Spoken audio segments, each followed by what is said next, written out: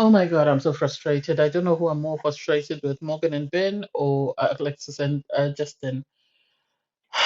Hey there. Oh God, it's your girl Valerie again. Thanks for stopping by.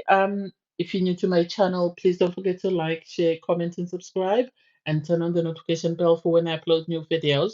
In this episode, I'll be reviewing Married at First Sight, season 15, episode 12 already. I'll review my couples as I normally do, and we'll see how we go. I'll start off with Morgan and Ben because they're the ones that are most frustrating for me. Because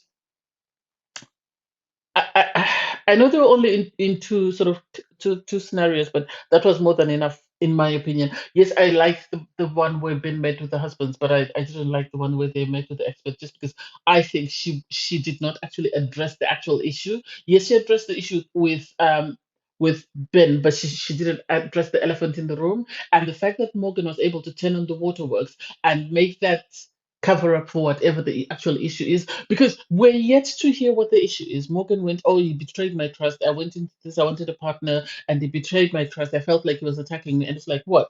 He was attacking you by revealing that you lie that you have a BSc when you don't. How did he betray your trust? Why did you lie? If you didn't want anybody else to know, why did you put that burden on Ben to carry that weight for you? Why should Ben carry the weight of your lie? You are the one who lied to the experts. And I wish the expert had asked her, what exactly did he say that makes you feel like he attacked you or makes you feel that he betrayed your trust? But that wasn't addressed. And I said this before, and I'll say it again. Ben is a people pleaser. Ben is not confrontational. Had because Ben keeps taking responsibility for whatever Morgan is saying. When she started crying, he ran to get her some tissues. I think he was asked by the producers, how do you feel about what Morgan said? And he just said, this is the first time I'm hearing this, so I don't even know how to process it. He understands he's got problem. He understands he's got blind spots. And the fact that Morgan was crying in front of the expert and pretending to be all delicate and stuff, and yet we've all seen how confrontational and sort of defensive she can be with Ben. And Ben actually said, I feel afraid of my wife just because she sort of reminds me of my dad, the way she communicates, the way she behaves. And he was asked, are you afraid of her emotional or physical? And he said both, which was honest of him. And for them to say, what are you doing, Morgan, that's making Ben feel this way? I didn't hear that asked. What has Ben saying that has made you feel upset? Yes, you say he's confided in Justin, but what exactly is he saying that's making you feel this way? Nothing was said. All she started doing was crying and crying. Oh, I feel attacked. I feel. And they should have asked her, okay, since this is how you feel, what's the way forward? Oh, well, she says she wants an emotional apology. What emotional apology? The 1 month anniversary, he brought her flowers, she threw them on the floor and she stormed off.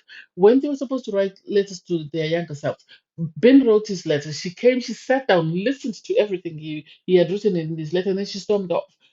What else does she want from this guy? And I think this is why the guy, I appreciate the boys for saying, you have done as much as you can. She needs to take ownership for her part in this situation. And even the lady said to her, you know that Ben does not have the capacity to give you the emotional response that you want. Why do you keep going after it? And she didn't respond to that. And so personally, I know we all say, oh, she reminds us of Alicia, she reminds us of what's the other girl, Katie, or whoever else, or all the worst ex spouses on Marriage at First Sight. But the thing is, most of them were not emotionally abusive to their partners. And I feel that Morgan is becoming emotionally abusive to Ben, that is affecting his mental health. I'm sorry to bring that word in, but this is how I feel. I think going to counseling is helping Ben, but I think Morgan needs to stop. And I don't know how she can continue to do this and get away with it. At times I question the producers why they allow certain storylines to play out, and I don't know whether it's the editing or whether it's over exaggeration of a situation, but this is now sort of leaning towards abuse and towards affecting somebody's mental health. And I wish they would make it stop. And at points like this, I envy Chris from last season who decided to have his decision day early and made that. And opted out of whatever situation Alicia wanted him in. And I wish Ben could do the same. No amount of money is worth this. No amount of marriage or whatever is worth this. He needs to ask for a divorce, and he will find someone who will love him for who he is and someone who will be willing to put in the work with him. But I think Morgan is not it. Anyway, I digress. I went on for with that. And then with Justin and Alexis, they're another couple, another trainer couple that I wish would get a divorce because their argument is the same thing. Their argument is the same. They're constantly arguing and constantly fighting. And today, the producer had to step in and sort of say, what's going on? The main issue today is the fact that the expert came through and asked, was found them arguing actually. And the argument was the fact that Alexis said she likes to go out for 2 hours every weekend with her friends. She goes to the club or wherever she goes, that's what she wants to do with her friends, and she's not willing to give that up. And Justin is, oh, but you're my wife, you can't be going to the club all the time. And it's like, uh, as partners, you need a break from each other. You can't be with each other every time, every other free minute that you have. Every time you're not at work, you're with your partner. You need personal space to. You need time to miss each other. That way, when you come back together, you enjoy each other's company. I think Justin is a bit too clingy, and I think there's way more going on that we're not being shown. Especially the argument that they had. They were kicking off about, oh, why do they keep going on? It's not such a big deal. And the fact that Alexis was saying, "Oh, despite my dog being attacked, I continue to stay here." And I have to commend the expert because she told her, "Yeah, your dog was attacked, but Justin has given up his dog for this marriage to work. You have to appreciate that." And I think this is Alexis and Justin's problem that they're not willing to compromise and they're not willing to look at situations from the other person's point of view. And so I don't think that fight needed to be as big as it was, and I don't think the experts needed to sort of intervene. I was surprised though with how they came around. Are they always on site or what? I didn't understand what happened, but I didn't like as well the way the producer. I didn't like the way the producer spoke to them. Oh, you're telling me one thing. I think she sort of treated them like children. I think she should have talked to them in a better sort of the conversation should have been better, or they should have asked for an expert to sort of call in and have a conversation with the two of them and actually address whatever was going on instead of having them have this back because they have this back and forth. They make up, they're lovey-dovey, and then they come back to the fight, they have another fight, and so it's constantly and nothing is ever resolved with them, and that's why they're constantly fighting. I hope the experts step in and sort of help them with that. Um, I don't know. I don't know. We'll see how that goes. And then Mitch and Kristen, they met with the expert. I think Mitch has communication issues. I think he has I don't know what to say. I don't know how to describe it. I think he has some sort of challenges that make him find it a bit difficult to express himself because I was surprised in the sense that when they were given a challenge or sort of, talking about their heroes and stuff, and he sort of kicked off because he felt that um he talked in the past tense, and yet he felt that his wife was talking in the present tense because Kristen decided to say that her mother was her hero, and she felt that, you know, her mother had worked very hard to get to where she is today and continue to put in the work. And so I, I think yes, he could have made a comment, but I think the comment he made and the way he said it is why his wife was upset. But then I don't think as well at the same time it should have been that much of a big deal that it should have been a deal breaker. I think Mitch has got some sort of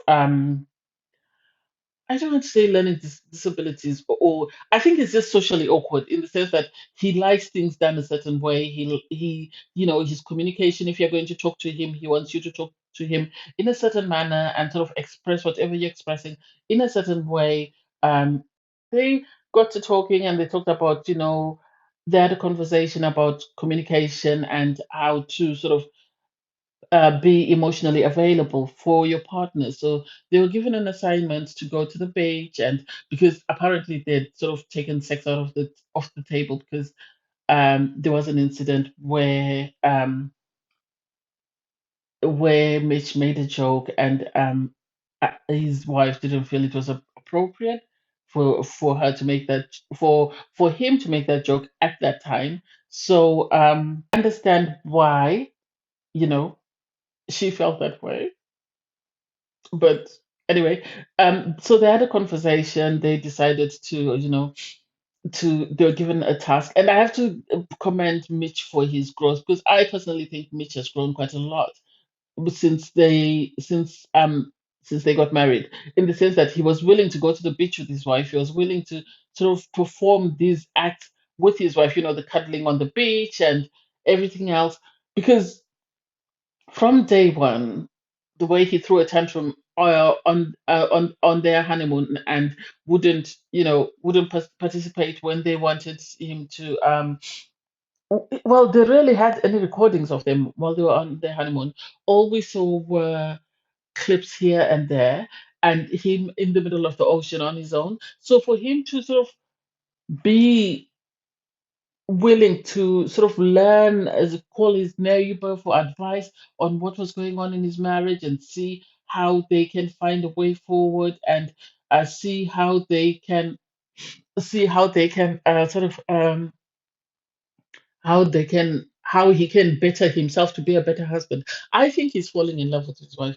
I think Mitch is falling in love with Kristen. He understands. I think he was terrified when she said that she if he doesn't change, she by decision day, or if she doesn't do certain things by decision day, he is going to ask for a divorce. And I think because of that, this is why he's decided to sort of make the changes that are needed for him and his wife to grow. And so I don't know. We'll see how that goes. And then Lindy and Miguel. Oh, Lindy and Miguel. I love them. I love them. I They did make me anxious when they had the incident where Lindy sort of was freaking out about the health insurance. But I think today they didn't meet with the experts, just because they I think the experts felt they didn't need any help, like in the sexual department or in the emotional connection attachment. I think they felt that they were doing great. So I think they felt, they would give them a different type of challenge. And it was interesting to see them with the child, and how Miguel sort of took that on board and sort of ran with it, in the sense that he he I was actually impressed with the way how he took on the fatherly role for that child, for the doll, and how he was the one who was feeding the baby, changing the baby in the middle of the night. He was the one who was walking about, be it in his birthday suit with the baby, because apparently the baby was up every 2 hours.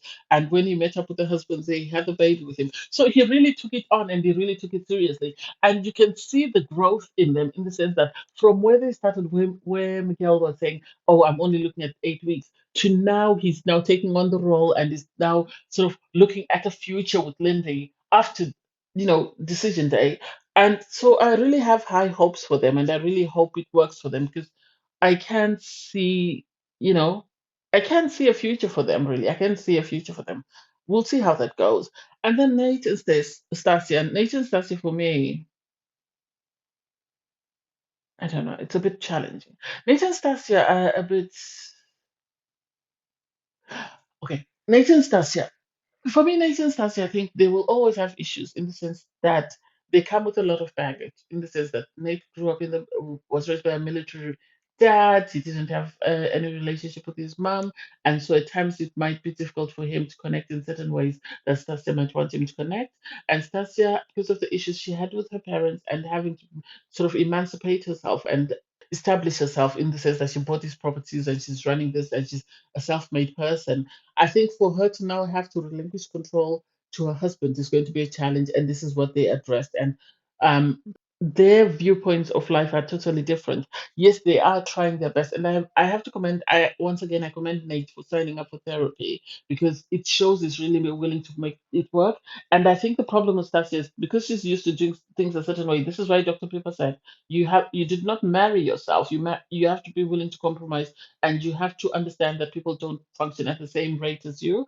And so it was interesting that when they sat down with the experts, they did talk about control, and her sort of Stasia's reluctance to relinquish control, and how Nate felt about that, and how he wished she would allow him to take control, and see if he could actually take control and succeed at whatever it is they were doing. So they were given a sex challenge. Oh my God, it was a bit too steamy. I know she said on after the after party, she said, oh, that was the rated one, the R-rated one. It was a bit more than that, and it's like, what else went on? But I don't know. We'll see how they go. We'll see how they go with Nate and Stasia. I think they're doing well as well. I think at the moment, Nate, Stasia, and Miguel and Lindy are the ones that seem to be doing very well. And then with Mitch and Kristen, they're not bad. I would put them in the middle. And then the other two couples, I wish they could just file for a divorce. I wish they could just file for the divorce. I don't know. We'll see how it goes. Anyway, thanks guys for watching. Don't forget to like, share, comment, and subscribe. Bye everyone.